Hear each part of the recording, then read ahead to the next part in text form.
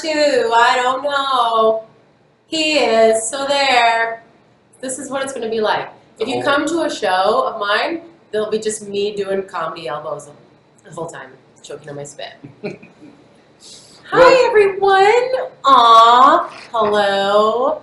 Hello. Hello from New Jersey. Hello. You guys all have really long handles, so I'm not using your names. Hello, tri-state area. Still off air. I don't believe you because you can hear me. Hotel Cafe. Boom. Boom. So, the plan. Oh yeah. I mean, we were just gonna sing our faces off. But this guy has the worst sinus cold known to man. I actually last week got an ear infection because I'm a toddler apparently, and it has I've lost all the hearing in this ear, which hopefully will be gone by the time I aim to perform in front of The infection, not you in person. the hearing. Yeah, not the hearing. The infection will be gone, and the swelling will have gone down. But being on an airplane last night or yesterday also made the pressure go into my eye. So now I'm wearing glasses because I have a small eye infection. So nobody's sexier than this guy right now. Okay? So Jason and I had a conversation where I was like, I can try to sing. I don't know if it'd be any good. So we don't want to put you guys through that. So we might just listen. It was lovely. I think you could lip sync. Oh, And that's it would a good be idea. like I'm very good at lip syncing. It might like ruin the effect of hearing the song for the first time because you might be having a giggle. should we go do you want to display your So here's the album. What? Art by Krish Melky. Katie Crane worked on this album with me. She's from Toronto. And Victoria Right-Hand did my makeup. And then this is the inside. What? And then here is the CD. What? It's hot pink. In case some of you are colorblind. And then there's the back of it with all the songs. Fun, right, guys? I love it so much. I'm so happy with it. It was really fun to create, too. well, it was super fun. Y'all want to hear some of it? I guess some of you guys. Who that is? Are you willing? Are you willing? Do I groove you? Is it thrilling? Is this the first song? No. Do I soothe No, the first you? song we sang was... Oh no, this first song on the album. This is the first song Tell on the the truth album. now. Do I move And the you? first song you had me sing for your covered album Are was you a... loose now? But kind of the same thing. You recommended this one for me, and I started singing it a different way, and it's so funny. I think all the songs that I went to the studio to sing, Jason would be like, okay, let's try this. No, that sounds very like mean. No, it wasn't me. He's a good director. I sang it the way that I've been told most of my life to sing, and he taught me to sing the way I actually sing, which was very empowering. See? And he's also an asshole. Well, yeah, you said I sang it, and then you were like, Are you hip listen. to No, what? no, you're affecting it. Come on now. I was like, that was really good. Exactly. If you Exactly. That's what I said to her. This. See? But did you hear that? It's the same thing, right?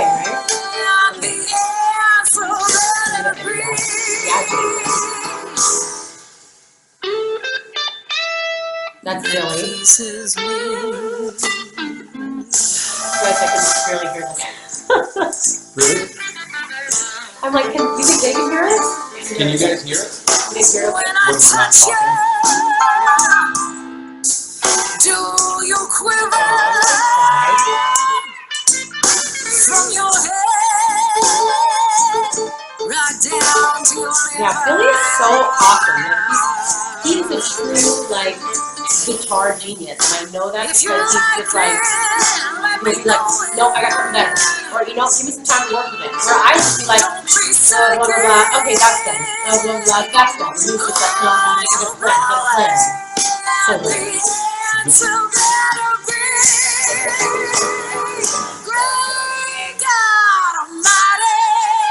That's dirty, y'all.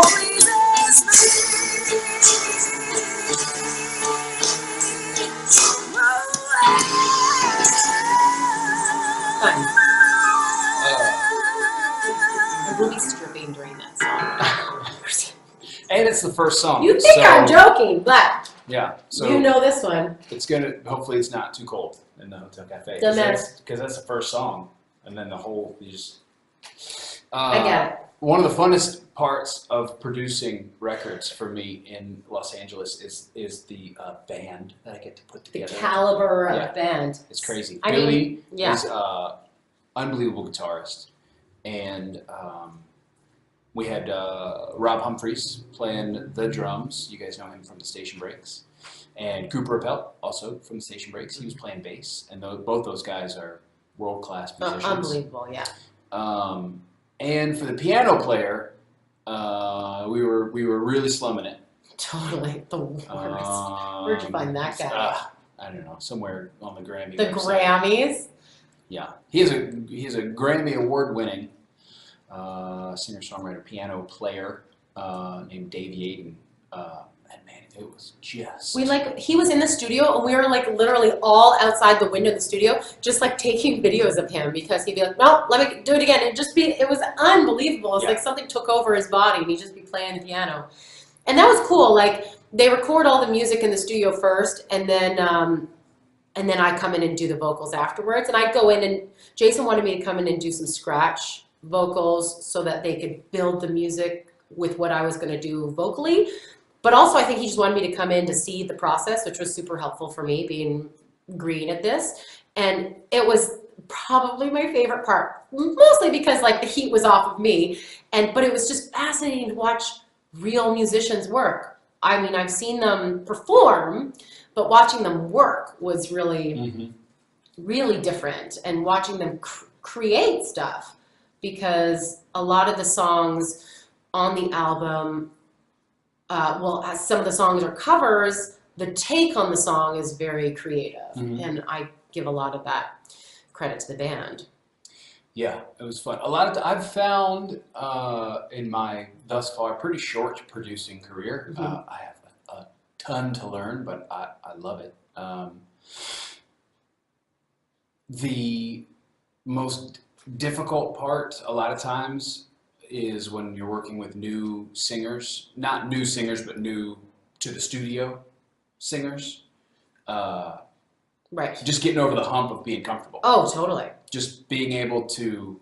And hearing your voice in them. It's totally different. And just being able to not be afraid to go for something or try for something because you're in this weird room with this crazy looking microphone in front of you and people staring at you through a window. It's just such a different thing than either rehearsing or singing on stage, because you don't have that adrenaline from stage from people looking at you.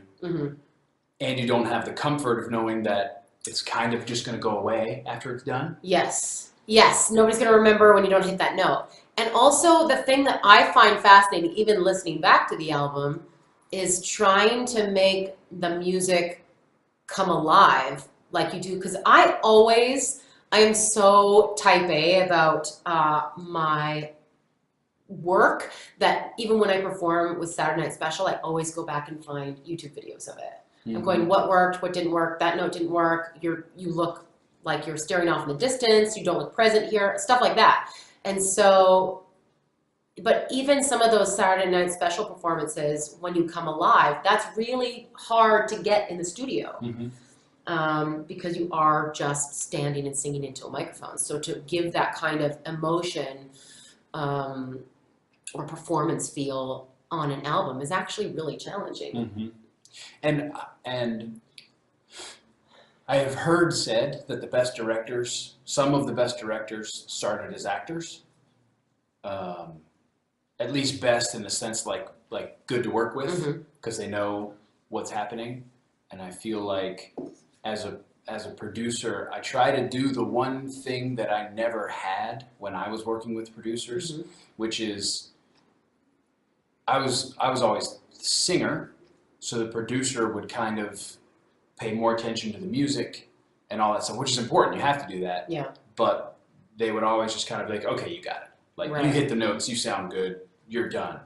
But I never had somebody say, ooh, let's tweak this in this way. You sound good, but I don't feel it as much as if you sang from this part of your diaphragm, or Right. try it with this accent, or do this thing, or lay off of it right there, and just play with it, Yeah. and hear what stuff sounds like, which was really fun to do with you, where I was like, ooh, what if you scream that line? Yeah.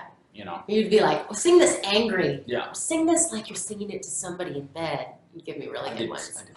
Yeah, you did. And it worked. It worked. This one, if I had ever given you that note, I'm not saying I did, it sounds inappropriate to me, so I don't think I would have said it. But if that note was ever said, it would probably have been said on this song. This is my favorite This one. is his favorite. I think I'm gonna like performing this song. It's gonna be fun.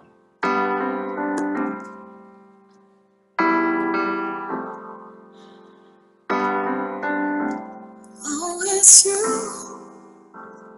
I know you're the one I dream of. Looks into my eyes, take me to the clouds above. Oh, I lose Does everybody recognize this song? control. Can't seem to get enough. Yeah. When I wake from dreaming, tell me You guys are funny.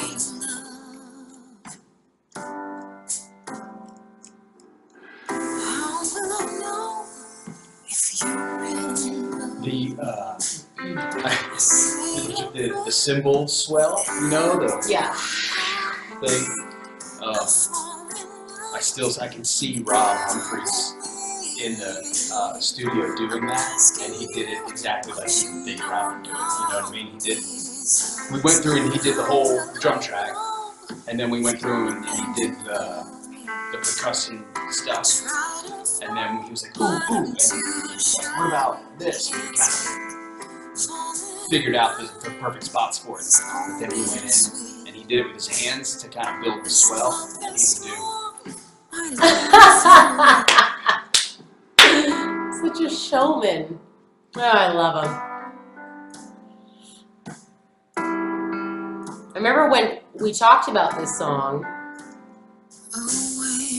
I love the idea of doing a cover in a totally different vein. But even when we got in the studio, Jason was like, and less. Even less. Whispering it. You're less. He's right beside you. Less. And it was like, I've never, like, especially coming from musical theater singing, never sung like this. Ever. And I think that's why you liked it so much. I loved it. Yeah.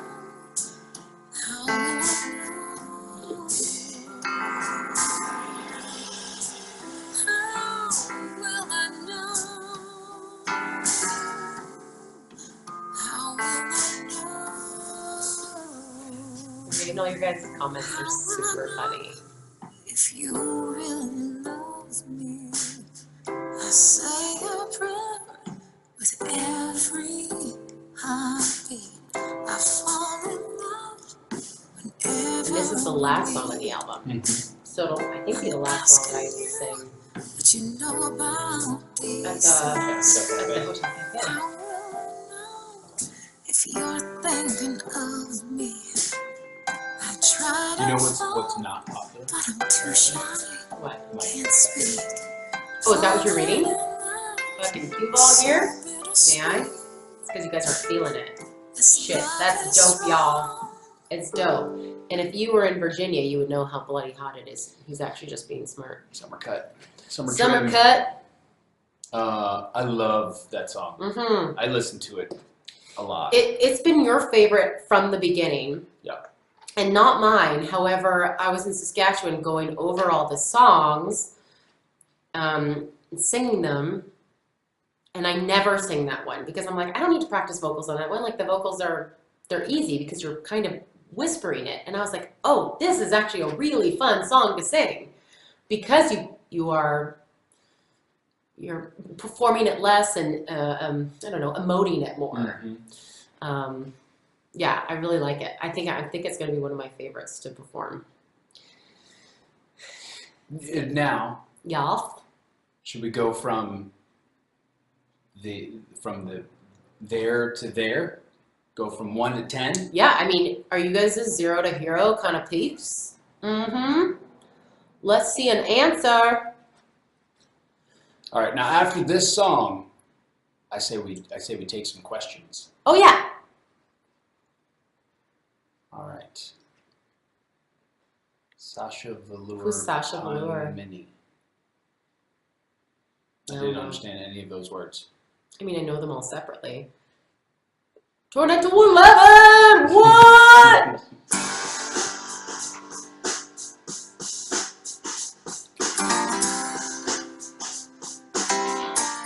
And then you start singing right County here. Road 233 under my feet. Why do you say that? Nothing on this white rock but a little old me. I've got 2 miles till Oh, right. Sasha. he makes Oh. bail. And if I'm right, we're headed straight for hell. I'm going home. This is gonna be a good one too. He just might give you a solid introduction.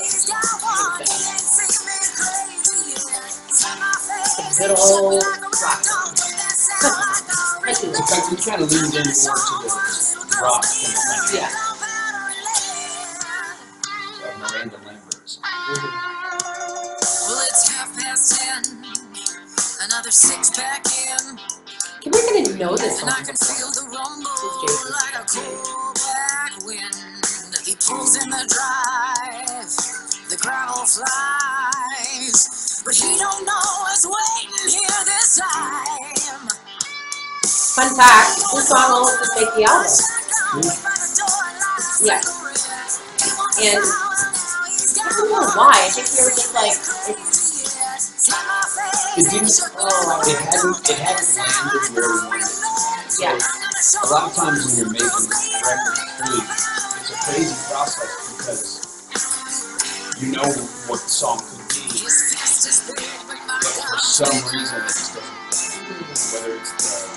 Whether you record a little bit too fast, or a little bit too slow, or the guitars don't land right, or the drums, it's just there's a million different things that have to line up perfectly for the song. And this one hasn't gotten there yet. And we make the adjustments. Listen to it fresh ears too. Yeah. And we got art. Right. That made it easy. Feel it.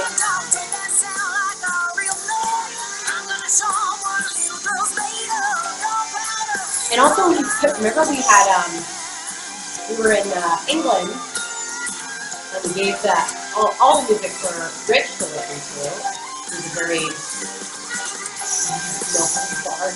supposed to talk. And you remember he had his earphones and he was like, "Ah, this is great! He's screaming. This is great!" Because we're like, this is another one, but we don't think we're gonna put it on the album. He's like, "Why aren't you putting this on the album? This is great!" And we're like,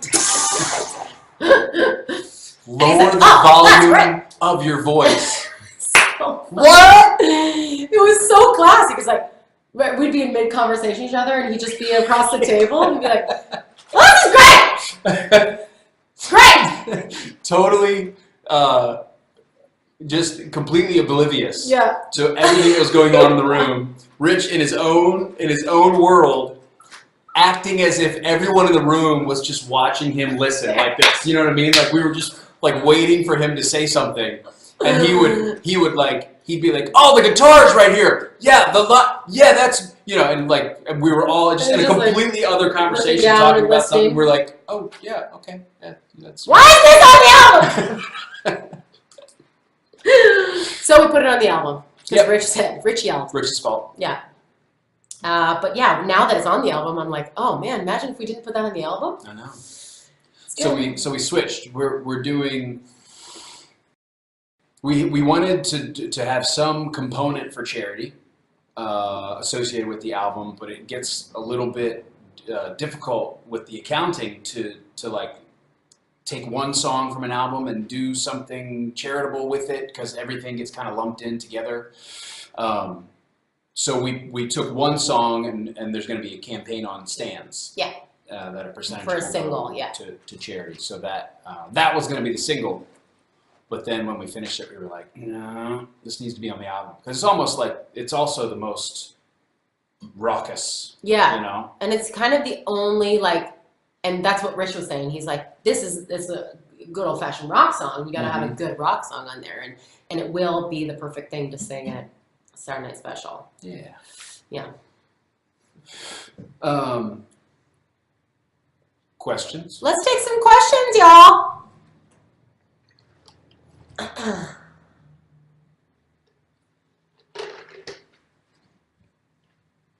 There's like a 10-second to 15-second lag. Oh, so on you the. say, hey, what are your questions? And then you wait it out. And then they all come at the same time. What's your favorite episode? Well, I've only performed one live, and that's a song called Better Than That. And this is a song that I found. This is a funny story, actually.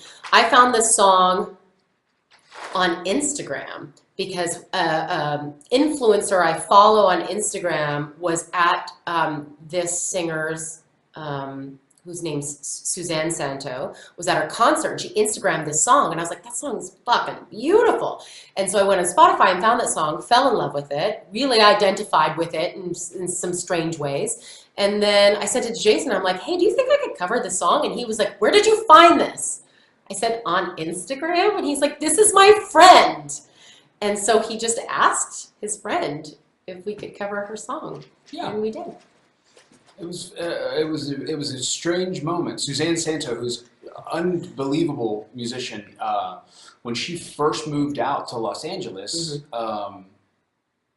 she hung out with our crew, and we were. It was always very kind of musical. Like we'd go to a bar or we'd go out or we'd do whatever, and then I'd say at least half, if not more than half the time, we would all wind up at someone's house.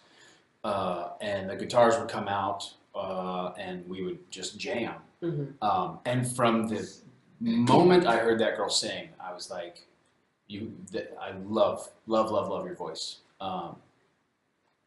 And it was awesome. I got to see her just get better and better and better and better. And then now she's like a touring. Who's she opening for now? Well, she's in a band called Honey Honey, and that was where she kind of reached that next level of success. You know, they've a very critical darling band. You know, like the critics really love them, and they're awesome. And then she did a solo album, which that song was on, and she's going to be on the road playing guitar for Dawes. That's awesome. Yeah. So anyway, that's Suzanne. Kind of fun. Okay, that was the story. What did you find most difficult about the recording process? I had a conversation with Kim about this. I felt very insecure in the studio. I feel safer on stage, and even performing with Loud and Swain. I go back and look at videos from when I first started performing with them, and it's like, I'm just standing there looking at the words because I'm so nervous. I don't really know how to perform music unless I have a script or choreography. So I found this being in the studio really terrifying. I felt very naked. And I remember talking to Kim about that, and Kim was the opposite. She finds it very comforting to be in the studio. So I feel like that's another thing. If we were to do another album, I would just be more comfortable because, as he was saying, it's like, it's it's a whole different ball game in the studio, hearing your voice like that. You could hear every time there was a wrong pitch. Oof, it's bad sound in your ears. But yeah, I was pretty nervous and insecure. The very first song we did was Suzanne Santos. That was the first song we recorded. And in the studio, there's a little side studio that I ended up recording that in because the band was still set up from during the day. We recorded at night. And I thought I was going to be in that little side studio for the whole week recording, which was great because nobody can see me and I can't see anybody, and that felt better. And Jason's like, no, you're not doing that. So the band room, you have the control room, which is where the board is and where we sit, and then there's a window right in front of the board, and then there's this big band room, big enough for the whole band, big drum kit and all that kind of stuff. And then there's a little ISO room off of that room to the side, which is just the size of a closet, and it's really just for vocals. But whenever possible, you want to be in that big room because you have these kind of movable sound walls you can put behind. And then you can have, interaction. Fair enough. Are you interested in creating another album in the future? Yes. I went ahead and took that one. Give it! Get in there, girl! You already answered your favorite song. How do you choose the number of songs to include? Kind of what I was saying before. You start with a number and then you kind of see what you end up with. Yeah, there was like 3 songs that we recorded that didn't make the album. Mm-hmm. Mostly because they just didn't work. Yeah, not because they weren't good songs, but they weren't as good as the rest. They didn't land, as Jason would say. Yeah. Hardest song for you to sing on the album? Probably. Well, I don't know because I haven't performed any of them. I've only performed the one so far. But I don't know. I feel like I'm pretty comfortable with all of them from what I remember. I think maybe Olive Branch? Or I don't know.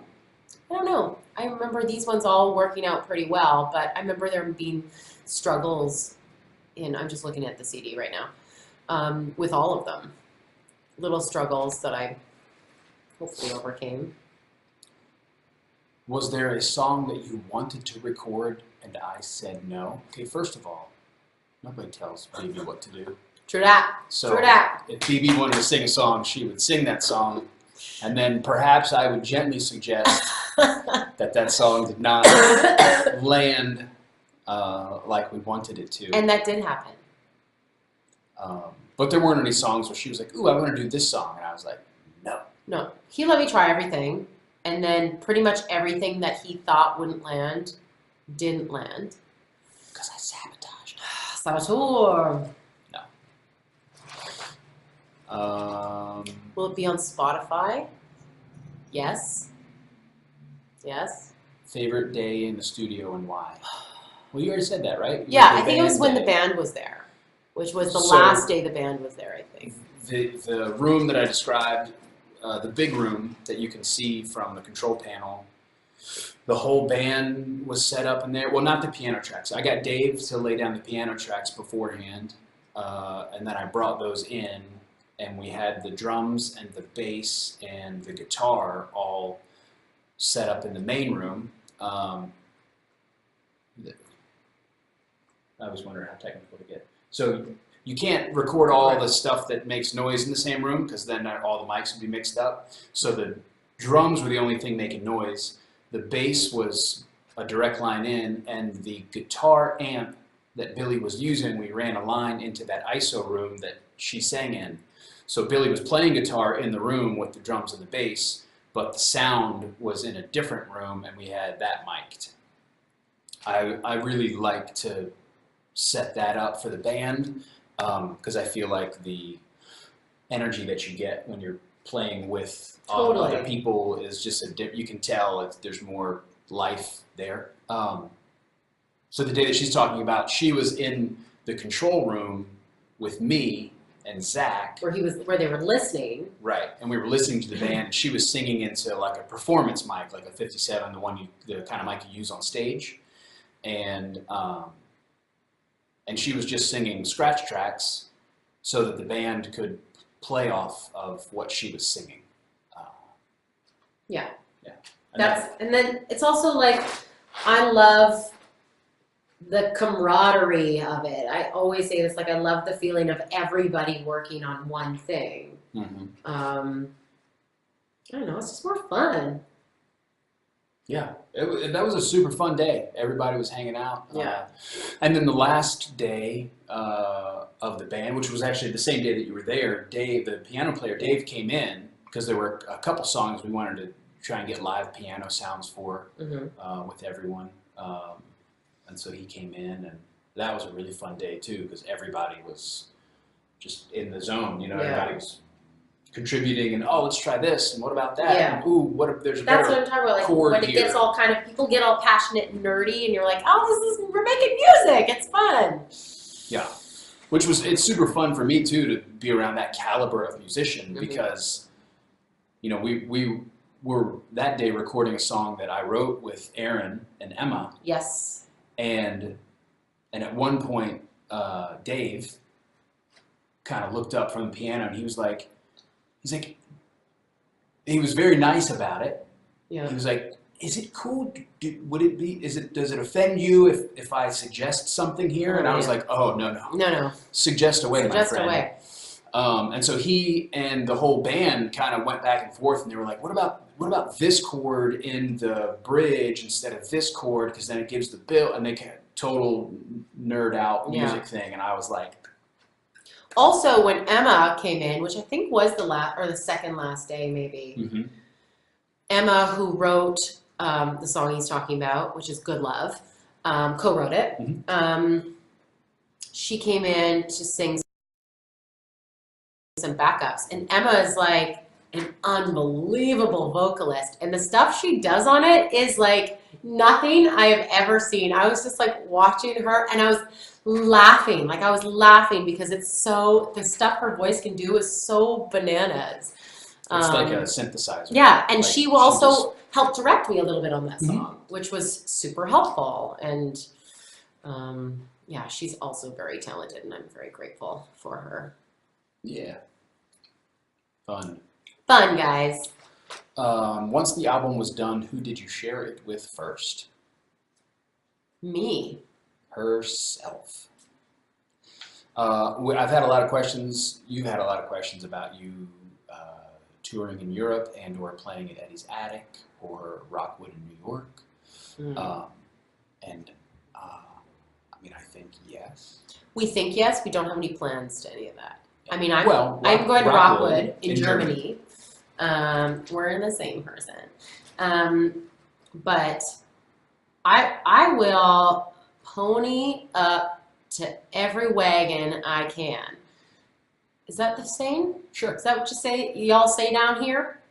Yeah. I'll pony up to y'all's wagon so I can sing at any concert y'all's are singing at. I love it. And I think, yes, I think the nice part about the album, which was another thing that's kind of in the back of my mind when we kind of based it around a piano sound. I mean, there's heavy guitars in it, but you can sing every one of those songs with just a piano. Kinda, yeah. Maybe one. Yeah. So I think it would be fun to do an East Coast tour, like I'm doing a tour with Blake in September, where we're just doing, you know, New York, Virginia, North Carolina, Georgia, and that run is really easy to do. It's really easy to book. It's really convenient, and it's you know, hit all those markets, but you can do it really quickly. So I think something like that with you would be fun. Super fun. And we can just kidnap Aaron Beaumont in New York and take him with us. He's kidnappable. Yeah.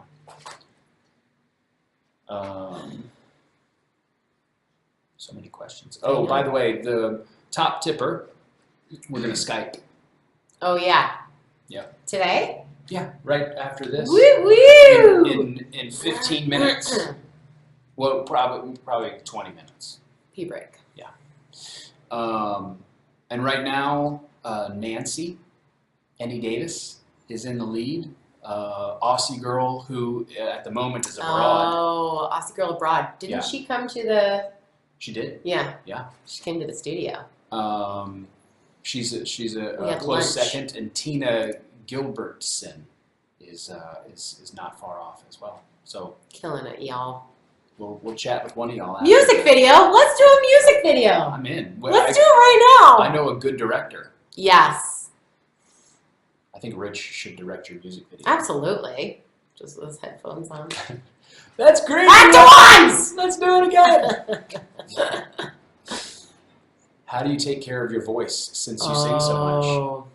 Well, I want to know what you say about this. I have stuff that I do for musical theater, but I have been very lucky to avoid like common singer problems like nodes and all that kind of stuff. The two biggest things for me are sleep and water. Those are number one and number two for your voice, and then number three is just resting it. If I'm on tour and I'm singing a lot, I try not to be in places where I have to talk over the crowd. Yeah. Because talking is way worse for your voice than singing. Yes. Unless you're like screaming. And that's the bummer about singing at conventions is that you're so vocally exhausted, not just from the panels. I mean, I act a bit crazy in panels, so I need to clock that a bit. But even doing autographs, you're talking to fans, and it's loud in there. I got nodes once when I was in my early 20s, and it wasn't from performing, it was from serving tables. Yeah. From talking over, loud noises. For me, it's I'm not a good sleeper, so I lost my voice when I was in Germany this year, and that's always so terrifying for me. And it was for sure we're not super well behaved at Rockwood. Don't get me wrong, but I hadn't slept. I slept maybe 2 hours a night, and it does really wear on your cords. But yeah, I drink a ton of water. I always have a throat coat tea before Saturday Night Special. I always do a vocal warm-up. You'll always see me in the back just making funny noises. I have a vocal coach, and she gives me a warm-up that I just have on my phone all the time. And yeah, vocal rest. Just stop talking. Just full stop. Did Kim get to hear the album first besides you and me? Do you know who I think heard it first was Adam Fergus? Oh, okay. He was staying in with him, LA, yeah. And I played a lot of stuff from him because they just send me the every day they kind of send me what they had. None of it was done, but I think Adam got to hear most of it first. I got a really sweet note from Kim about the album. Recently? It was a little while ago. Yeah. But it was very nice. And she said, I'm paraphrasing, okay, but she said she absolutely loved the record because you sounded like you. Yeah. I did send a bunch of stuff to Kim, and I remember she said that, and she was like very sweet and emotional, and she was like, yeah, I think that was it. She thought it was like this album is a very good representation of the way I can sing and haven't always sung, which is kind of exciting. That's part of the reason we called it Begin, was it feels like this is like the beginning of a new vocal journey for me. I really thought that I wasn't going, after I stopped doing musical theater, I thought that I wasn't going to sing that much anymore. Yeah. And then I started singing with Loud and Swain, and that was such a blessing because it taught me how to sing with a rock band, and also it was just joy, but never did I think I would do something like this. This is so crazy. Yeah. So crazy. Yeah, and we also, contemplated calling it Briana Buckmaster because a lot of times people's first albums is self-titled. But I've said this before, but when we were talking about the concept of the album, the process was different with you than with someone, say, like Richard, who I'm talking about. Yeah. Because he knows that he's a country singer. Yeah. Like he knows, you know, And like yeah. the type of country and the type of production, all that stuff, that's still a discussion.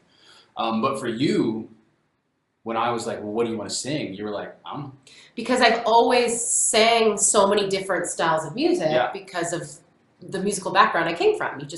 Right. You're doing a pop musical, you sing pop music. You're doing a rock musical, you sing rock music. So I was like, I love all kinds of music, and I sing all kinds. Yeah. And when we talked about songs, there's a pretty wide variance of songs too.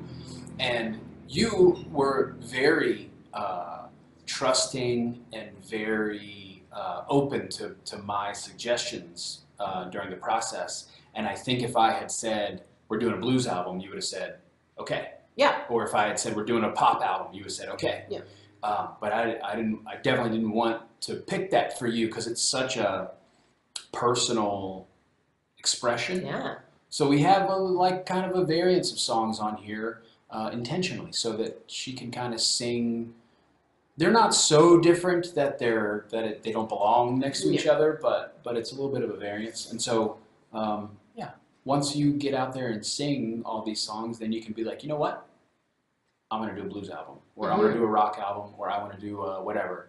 And so the next album will be Briana Buckmaster, entitled Briana Buckmaster, because that'll be you. Because that'll be me and my flavor. This is just the beginning. The beginning. But come on, look at that cover. I mean, you guys, I know it's me. That's not my point. But like, look how gorgeous. No, I mean, I don't look like that in real life. I'm attractive. That's not what I'm saying. I'm saying it's so beautiful. People are so talented at what they do. I love it. Just love it. Me too. Now what? Well, it looks like Aussie girl abroad has taken the lead. So we Go, might be chit-chatting girl. with you. Let's see. Would you also cover Pony? Oh, I've covered the shit out of that song. I don't know. There's much more damage I can do to that song.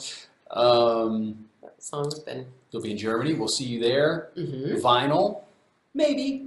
I would. Yeah, maybe. Maybe if not this one, maybe the next one. Yeah. What was it like doing a duet with Rob? I do duets with Rob all the time. All the time. It's great. He and I are like Lindsay and Fleetwood Mac. Mm-hmm. Lindsay Stevie. and Fleetwood Mac. Stevie and Lindsay. We have a love-hate relationship. More rich impersonations, please. You got it. Someone desperately needs vinyl. Christine needs a nap.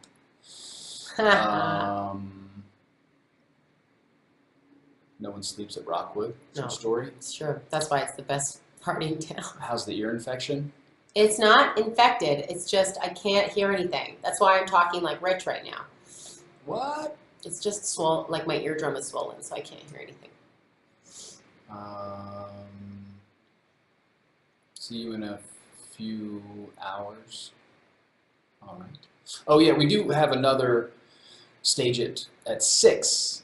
We did 2 since it's kind of a listening hangout party. We wanted times. We're available. working in between. Yeah. Here at Jason's office. This one's got a few CDs to sign. Yeah. A few. I mean, a lot of them. Bum, bum, bum, bum, bum, bum. Yeah, man. Victoria is a great makeup artist. Oh yeah. You're gorgeous. That's what she said. Yeah, thank you. Or she's probably talking about you. No. I mean. No, because it was when you were talking about your makeup and stuff. Oh, thank you. But still, guys, let's take a moment here. Look at that. Look at that. I like the hairless Jason phase. When I first met Jason, he was a Yeti. Oh yeah, big, yeah. Massive beard. Yeah. Remember, he came on set and you had a big beard. I don't remember if you had long hair. I think you had long hair and you were wearing a toque. But I remember you were wearing fries, and Jensen introduced me to you. These fries, in fact, these That's very it. ones. These ones. And he's like, introduced me to you, and I looked you up and down, and I went, are those fries? He went, they are. And then Jensen went, stop flirting with my friend. I said, no. Yep, that's exactly That's what it. happened. It was, what? Best man, friends ever like since. 4 years ago? It's true. I met Jason's dad last night, and he was like, Good old Mike. did you tell my dad that we're brother and sister? And I'm like, no. I should think he should know.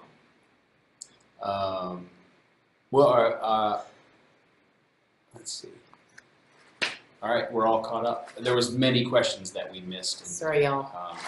didn't answer. Okay. Jason is much larger than I ever imagined.